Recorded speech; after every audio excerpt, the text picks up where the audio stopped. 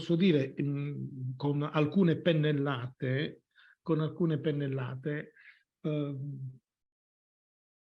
da dove arriva l'esigenza, o da dove noi riconosciamo, io riconosco che arrivi l'esigenza di una prospettiva mitobiografica e dunque di una costruzione, di un ancoraggio mitobiografico della nostra vita. Beh, io credo che il suo ancoraggio storico deriva dal fatto che noi ci ritroviamo in un tempo che riconosciamo di essere di grande crisi di tutte le agenzie di senso o di tutte le agenzie sociali, da quelle istituzionali a quelle meno istituzionali, che nel corso del tempo hanno avuto la pretesa, a volte anche in maniera sensata, in maniera molto forte, di offrire sentieri di senso per la vita delle persone, e oggi invece noi assistiamo ad un tempo della crisi di queste agenzie. Anche la stessa crisi associativa, la crisi dei partiti, la crisi della Chiesa, la crisi delle organizzazioni che in qualche maniera si davano il compito di indicare sentieri per il buon vivere, e oggi anche la scuola, no, si ritrovano in una condizione di disagio profondo, no? E se guardiamo quello che accade anche in questi giorni, dalle notizie che ci arrivano, da quello che accade nel Parlamento europeo, semmai ancora avessimo bisogno di altre conferme per dire che viviamo un tempo fortemente caratterizzato dal caos. Un caos che si allarga anche ad altre dimensioni che potremmo definire dimensioni della vita, la dimensione del relazionale, da quella individuale a quella internazionale, dalle guerre in corso al conflitto maschio-femmina che troviamo nella società. Troviamo la crisi del rapporto uomo con la natura, no? È stata sballata anche quella. Troviamo una forte crisi nelle religioni istituzionali, ovvero mi sembra di dire che oggi la possibilità di costruire un sentiero che sia in grado di offrire orientamento per la vita non li ritroviamo più né nelle istituzioni né in ciò che era stato un po' stabilito per ordine divino o per imperio umano che sia. C'è questa condizione di caos, no? La crisi delle agenzie di senso sono un dato di fatto.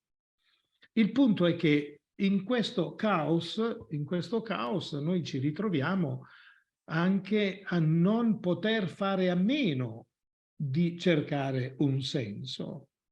Ed è un'esigenza antropologicamente, biologicamente fondata, dal momento che il nostro stesso corpo ha un orientamento. Io sono strutturato in modo tale da guardare davanti a me, e se voglio guardare indietro mi devo girare, ovvero qualunque movimento faccia, io mi ritrovo a svolgerlo dando un orientamento. Anche se prendo la penna e scrivo, qui dalle nostre parti in Occidente si scrive da sinistra verso destra. No? Se si va da un'altra parte è da destra verso sinistra, da qualche altra parte ancora è dall'alto verso il basso. In ogni caso, tutto ciò che noi facciamo, tutto del nostro essere è orientato. Questo orientamento, quando lo rileggiamo in ordine alla direzione della vita, in ordine alle scelte della vita, in ordine al dire dove vado, chi sono, con chi vado, io mi ritrovo, cioè è la questione del senso e dunque dell'orientamento. Non possiamo farne a meno. Anche quando filosoficamente dovessimo affermare un convincimento nichilista per cui diciamo che non c'è nessun senso, anche questa espressione in qualche modo è sensata, perché è una forma di senso dire che non ce n'è neanche uno.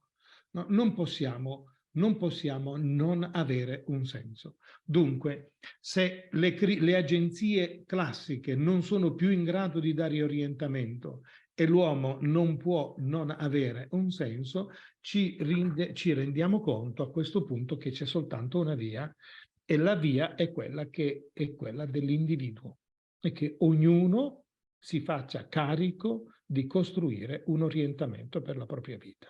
E dunque il radicamento di questa ricerca è dentro di sé. Possiamo usare già la prima volta la parola, è autobiograficamente fondata, centrata questa ricerca. Non posso, come diceva Martin Buber, e che quel meraviglioso libretto che è Il cammino dell'uomo, come diceva Martin Buber, no, non può che partire da noi, non può che partire da noi la costruzione di senso. No? È un ripartire da se stessi, ma aggiungeva anche lui, è un partire da se stessi, ma non finire con se stessi. Perché l'autobiografia, lo diciamo, no, è noto per il fatto che è un dispositivo in grado di potenziare le dimensioni dell'io in termini di autocoscienza, in termini di riappropriazione della propria storia, in termini di emancipazione sociale. Non dimentichiamo che l'autobiografia trova il suo incipit, almeno nella nostra epoca, come strumento di emancipazione femminile, no? Dunque di categorie, di gruppi umani disagiati, quindi una forte impressione di emancipazione e di processo di self-empowerment, si usa dire. Non possiamo dimenticare che però, se tutto il percorso autobiografico dovesse finire qui, noi avremmo paradossalmente una specie di inflazione dell'io.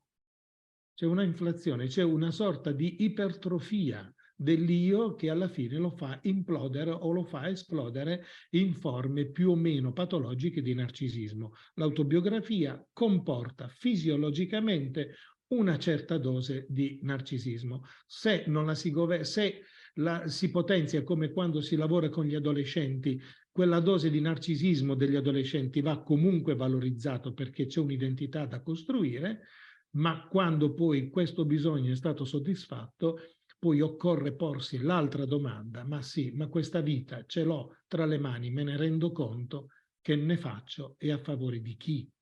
È necessario che con questa vita noi andiamo verso l'altro. Aveva ragione Martin Buber a dire, no, cominciare da sé ma non finire se stessi. Occorre che in questo percorso di costruzione di senso si giunga a incontrare l'altro, a fare dei passi con l'altro per quello che è possibile, dove l'altro lo lasciamo così indifferenziato perché sia il più possibile ospitale. Può essere l'altra parte di me, può essere l'altro mio marito, mia moglie, mio figlio, dal mio vicino di casa fino all'altro che può essere legato, la persona sconosciuta, ma l'altro è anche la natura, è un albero, è una pietra, è il sole, è la luna, è il cosmo, e se volete è Dio, per chi ci crede. No? E l'altro in quanto altro da me. Se il percorso di trasformazione autobiografica non mi porta a questa apertura, e allora è un percorso abbastanza pericoloso, perché è inflattivo, perché costruisce delle autoreferenzialità che non generano nessuno sviluppo umano, nessuna crescita, nessuna trasformazione. Allora, se dal caos l'esigenza del senso non viene meno, se l'esigenza del senso comincia da me e finisce all'altro, e allora c'è ancora un altro passaggio da compiere, cioè quando io mi rendo conto che costruendo, andando in cerca di senso per la mia vita, e comincio ad accorgermi di alcune cose. Accorgersi, è importante questa parola, accorgersi. No? Accorgersi, per esempio, che il mondo non comincia con me, non finisce con me, che la storia non comincia con me, non finisce con me. Accorgermi che un albero esiste da prima di me e sopravviverà a me, e che la mia vita è più corta, salvo incendi, di quella di un albero, e molto più corta ancora di quella di una pietra. Un granello di sabbia è più antico di me e forse più antico dell'umanità intera. No? Accorgersi che la vita ci precede e la vita ci succede. Se la vita ci precede, allora ci rendiamo conto, dovremmo dire così, che la biografia precede la autobiografia. Ma dovremmo ancora essere più puntigliosi e dire che la autobiografia, ovvero la narrazione di sé, la consapevolezza di sé, è preceduta da due stadi precedenti. Uno è la grafia, ovvero il linguaggio, le parole per dirlo, le parole per dirlo.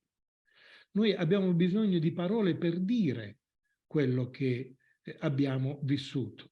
Senza avere le parole per dire noi non esistiamo, e le parole per dirla con Lacan, per esempio, dovremmo dire, per poter dire io devo pronunciare un nome che sono altri ad avermelo dato, altri ad averlo pronunciato prima di me, e io, ascoltando altri pronunciare Sabino, prima o poi capirò che Sabino sono io. Dunque il linguaggio mi precede, no? In quell'articolo che avevo consegnato a Orazio per la pubblicazione riportavo la narrazione, un'interpretazione del primo capitolo della Genesi, in cui si dice: ma che cosa vuol dire che Dio crea l'uomo? E Dio dice: guardate che quel racconto è stato scritto esattamente quando tra gli Assiri veniva inventata la scrittura. Allora che Dio crea l'uomo non vuol dire che Dio ha preso la terra, ha creato niente, c'è stato niente di tutto questo. Dio ha creato l'uomo perché Dio è la prima volta che viene scritto un racconto sull'uomo, questo sì. Allora che Dio crea l'uomo vuol dire che c'è per la prima volta un racconto sull'uomo. Siamo raccontati da altri. Io, prima di poter raccontare me, io sono stato raccontato. Sono stato raccontato, e ascoltando i racconti di altri su di me, pian piano mi si è aperta la curiosità di potermi conoscere e dunque anch'io raccontare. Quando ho scritto la mia autobiografia per Anghiari, una delle cose che ho fatto è che nei volumetti, no, della mia autobiografia ho messo 2 volumetti in cui ho chiesto ad altri di raccontare me stesso. No, non ho potuto chiederlo ai miei genitori perché non c'erano più, ma di loro alcuni racconti orali ce li avevo. Ma avevo bisogno anche che io fossi raccontato, entrassi in contatto con questa dimensione. Dunque io sono preceduto dal grafos, da questa parola scritta che innanzitutto è stata una parola orale, e dopo di questo io scopro che la mia vita, come dicevo nell'introduzione, si iscrive in una storia che mi precede. Dunque il linguaggio, il grafos, è anticipato da una biografia e solo in terza battuta questa storia diventa autobiografia. Dovremmo invertire i termini, non dovremmo più non dovremmo parlare di auto, ovvero io, bio, la vita, grafia, scritta. È vero che quando prendo la penna e scrivo sono io, la mia vita scritta, ma nella realtà dei fatti l'ordine di intervento, di attivazione, diciamo così, è esattamente inverso. Viene prima il grafos, ovvero un linguaggio orale o scritto con cui io sono raccontato, poi viene questa vita che viene raccontata dall'altro e l'auto viene al terzo posto.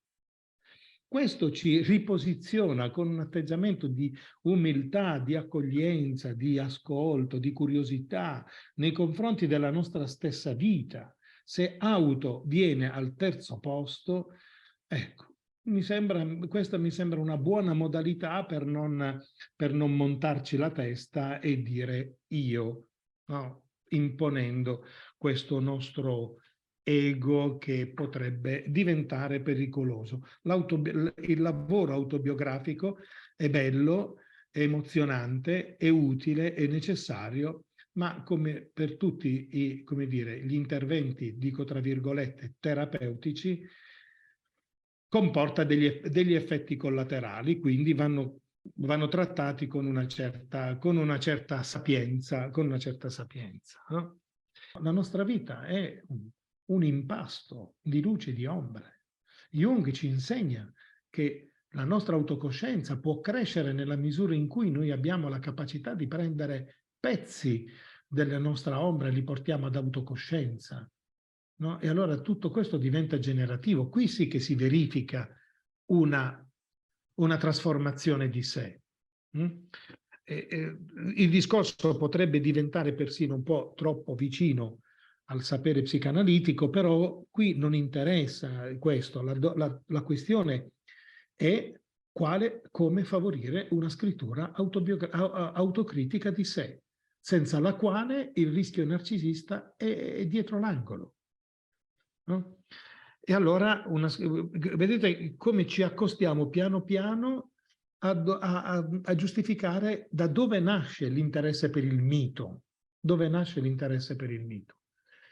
Ovvero la difficoltà di comporre gli opposti dentro di noi, luce e ombra, il bene e il male, la necessità di comporre le aspirazioni e i fallimenti, di comporre il fatto che siamo tutte brave persone, ma alla fin dei conti, no? Alla fin dei conti, chi è senza peccato scaglia la prima pietra, no?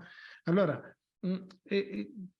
la scrittura autobiografica sembra, almeno anche nella mia esperienza, poi mi piacerebbe confrontarvi con voi in questo, che non abbia la forza di poter ricomporre se non giustapponendoli, no? Ti racconto un fatto bello, ti racconto un fatto brutto, li metto insieme, però questi rimangono accostati, no? È già tanto se questo dovesse accadere, ma rimangono accostati. Nel profondo, le cose stanno diversamente, perché noi siamo uno, a meno che non soffriamo davvero di schizofrenia, noi siamo uno. E questo combinato disposto di luce e di ombra di cui siamo fatti convive e fa sì che noi siamo uno e siamo totalmente, dico, adesso non so, forse esagero nel dire, ma prendetelo più come un'espressione paradossale, no? Io sono totalmente me stesso quando faccio cavolate e sono totalmente me stesso quando faccio il bene. E nonostante questo io posso dire che non coincide né con l'uno né con l'altro. E che per poter parlare di me, ecco, c'è quella bellissima poesia di Pablo Neruda che ho preso da cui ho preso il titolo per la mia autobiografia, Io sono molti, di Pablo Neruda, no? Dice, quando la casa si incendia, io chiamo il pompiere, ecco che arriva l'incendiario. E tira così, giù, in questa maniera. Quando ci vuole coraggio, arriva il pavido. No? Siamo molti. Allora, come la scrittura autobiografica può aprirsi a questo? Come posso giungere, adesso mi sposto sul codice filosofico, come posso giungere alla verità di me? Come posso giungere?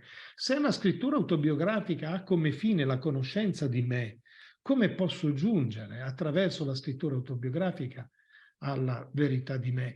Ora, c'è soltanto un genere di linguaggio che è in grado di contenere la contraddizione senza scindere le parti. E questa è la scrittura del mito, è la scrittura della metafora, è la scrittura del simbolo. Usiamo qui la parola mito così.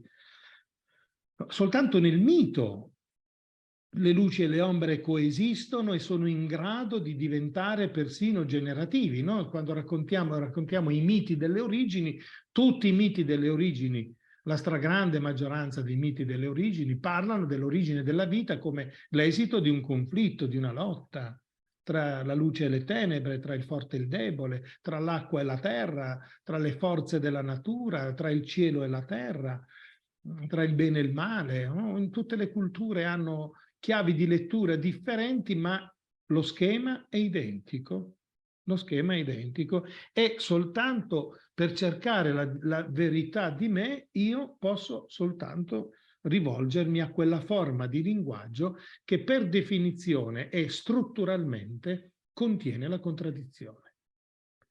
Questa è la ragione per cui la narrazione mitologica o il mito è, come dire, diventa specchio per tutti gli uomini. Quando parliamo del mito noi ci riconosciamo e paradossalmente ci riconosciamo senza che venga meno la nostra singolarità.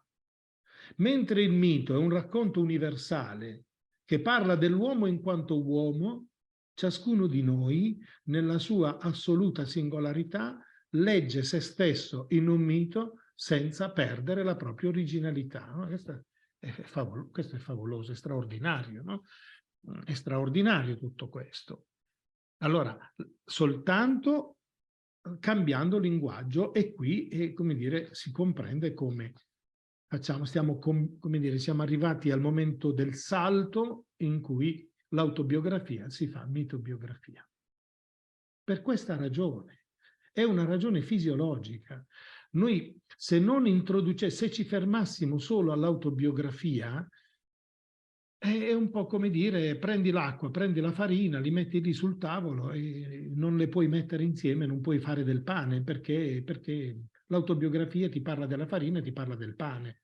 Ma quando tu ti avvicini al mito, il mito è generativo, è trasformativo, perché è in grado di mescolare l'acqua con la farina. E invece che rendere due elementi separati e te li descrive nei fatti, nella loro origine, nella loro composizione, alla fine il mito non si pone nessuna di queste domande così, come dire, scientifiche, tra virgolette, ma passa subito all'azione, prende l'acqua, prende la farina, le mescola, le passa attraverso il fuoco, e notate che stiamo parlando degli elementi alchemici, come dire, di venerata memoria, no? Ricchi di aria, ricchi di ossigeno, acqua, terra, fuoco, e ti combinano e ti esce la vita. E ti esce la vita. Abbiamo, per giungere alla verità di noi stessi, noi dobbiamo cambiare forma di linguaggio, dobbiamo abbandonare il codice causa-effetto che è proprio della scrittura autobiografica, causa-effetto, perché è così, no? La scrittura autobiografica, rispondendo alle esigenze della parte cosciente di noi, per dirla con Aristotele, dovremmo dire che risponde al criterio del principio di identità e non contraddizione. Perché una penna è una penna e non può essere che una penna. Ma quando ci spostiamo sul mito, una penna non è più solo una penna. È per questo che abbiamo bisogno del mito. Amiamo dire che il mito non è altro che il sogno dell'umanità. Se siamo preceduti da una biografia, siamo preceduti da un mito. E non siamo preceduti da un mito solo perché Omero è vissuto prima di noi. Siamo preceduti da un mito perché il mito in qualche maniera è il sogno di quello che l'umanità sarebbe stata dopo. Per questo noi ci riconosciamo. Noi, con la nostra autobiografia, non siamo altro che un mito, una forma del mito realizzato, una particolare realizzazione di un mito. No? Allo stesso tempo, però, noi il mito lo sogniamo. Il mito rappresenta il nostro sogno, può diventare il nostro ideale.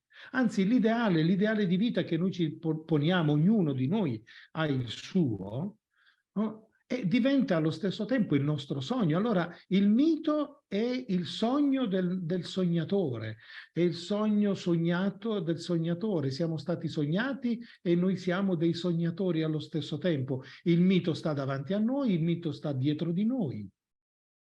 No. Se dovessi utilizzare il linguaggio della mia appartenenza religiosa, dovrei dire che Dio sta prima di me e Dio sta dopo di me. Non cambia niente. Cambia assolutamente niente. No? Dio mi precede, Dio mi succede e io vivo in Dio, io vivo nel mito. No? Dice Jung, io sono la realizzazione del mio mito. Pertanto, qual è il tuo mito?